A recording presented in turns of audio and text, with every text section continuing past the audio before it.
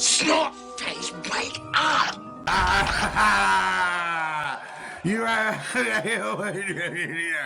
Oh, it's me, PJ Bozak, Juggalo Murder Boy Extraordinaire. Hello there, Mr. Frankenstein. But hey, yeah, PJ's movie time been going out. This is the second season, and I've been getting, thanks for all the subscribes, the likes, the shares, and all those weird things you send me in the mail. I mean, I could go on days for what you guys have been sending me, but here's a picture of what this one guy sent me. All right, whatever, cool. Thanks for the follow. Yeah. So, last week we did a Star Wars movie for the first time ever, I think. I don't know. I'm losing track of the movies I've been doing because I'm getting old. But we did Return of the Jedi from 1983. Is really cool. One of my early childhood memories was always playing with the little Star Wars toys, and I got the little, stuff. Yeah. Well, we got toys everywhere. We got horror, we got comedies, we got action, we got all that good shit. We're gonna do a comedy from the early 90s from New Line Cinema, which it kind of gets a lot of hate. So, guys, I was born in 1984. Okay. All right, so around this time, this was I watched this on USA Network, and became a favorite. And it was about this girl who was young. She had this rambunctious imaginary friend named Drop Dead Fred. She was always getting her little ass in trouble. And the mom was a really super cold, controlling bitch to the point where the dad had to get up out of there and leave. All right, because the mom was such a hoe. So yeah, then the girl grows up, and then all of a sudden she has a really shitty fucking day, loses her job, loses her apartment, and her husband leaves her for some young blonde bimbo bitch, and she has to move back in with her crazy mom. But then you get the reappearance of Drop Dead Fred. And this movie is pretty cool. I liked it at least. But yeah, it's got a lot of fucking potty humor and some stuff that probably didn't age so well, funny wise. But I liked it, and it inspired me to have my own little Drop Dead Fred imaginary friend too. I would just picture him going around my action figures and pulling out my undies and smearing pudding on them, and stuff like that. And sometimes I feel like I can still hear Drop Dead Fred around here somewhere. But yeah, this movie came out in 1991, New Line Cinema. The director is Jong. And the budget for this movie they spent to make, it was $6.7 million they got. And the box office wasn't too bad. It was pretty good, actually. They got $24 million in the box office. Pretty decent, not so bad. The cinematographer for this is a guy I've mentioned before. He worked a lot with David Lynch, Twin Peaks and all that. I believe he worked on a Lost Highway movie, which I've reviewed before. Peter Deming, and they filmed this mostly in Minneapolis over at the Princess Paisley Park. And it's a pretty good movie. I mean, the girl, like I said, she's going through the shit right now, losing her husband, apartment, moving back in with her mom. Now she's seeing all this crazy, this Drop Dead Fred guy. I mean, she's at the restaurant. He's like distracting her and making her spill her glass and making her look like a freaking lunatic. So, starring in this movie, we got Phoebe Cates. And if you know, Phoebe Cates was a big hottie in the 80s, she's still beautiful to this day. I mean, Fast Times at Ridgemont High, Gremlins, fucking love her. But she's playing Lizzie in this movie. And the young version of her, the child playing her, is Ashley Peldon. And playing her crazy freaking mother, Marsha Mason, Polly Cronin. And she is a controlling freaking bitch. I mean, you want to reach through that screen and you want to strangle her. Then we have Daniel Grohl playing Nigel Cronin. The dad took off. I mean, I don't know why you would. I mean, you should have took her with you, but whatever. He's in the movie. And he's tired of hearing his wife talk so much shit to his kid all the time. It's like she regrets having her. It's weird. I hate this mom so much. Carrie Fisher's in this movie. Playing the best friend Janie, who's got this really nice job. She lives on a yacht. She's banging this old guy on the side.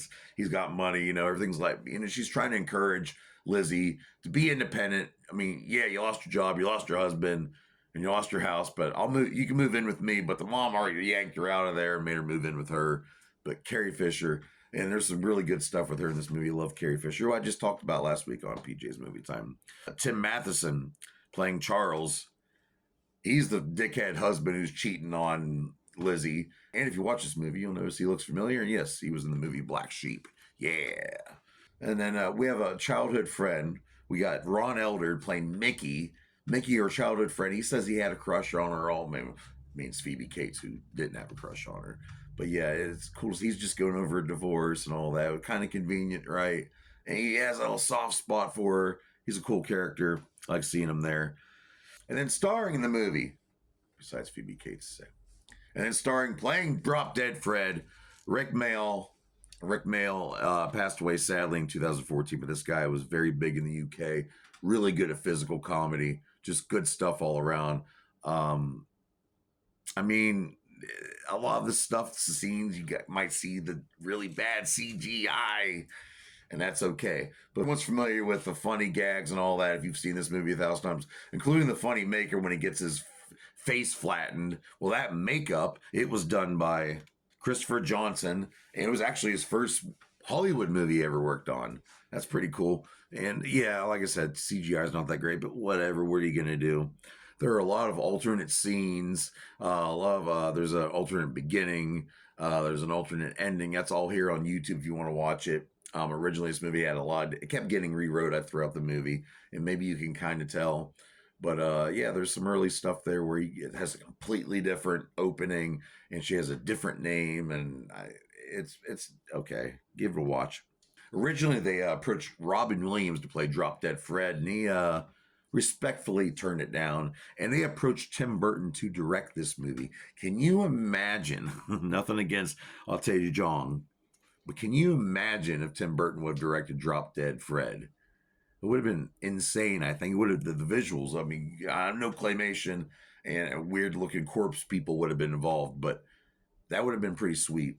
What I really enjoy about this movie is like if you're acting in this movie, there's all these scenes where Lizzie's seeing Drop Dead Fred doing all this crazy fucked up shit around her, and the actors have to pretty much they're pretending that they can't see what he's doing. It's just always thought that was a cool aspect as I got older, realizing hey, film this could have been kind of funny to film because can you imagine? All right, take, and then you just pause and then watch this fucking redheaded British guy walk around and fucking acting a fool, trying not to laugh at him. I'm sure everyone had a hard time not laughing.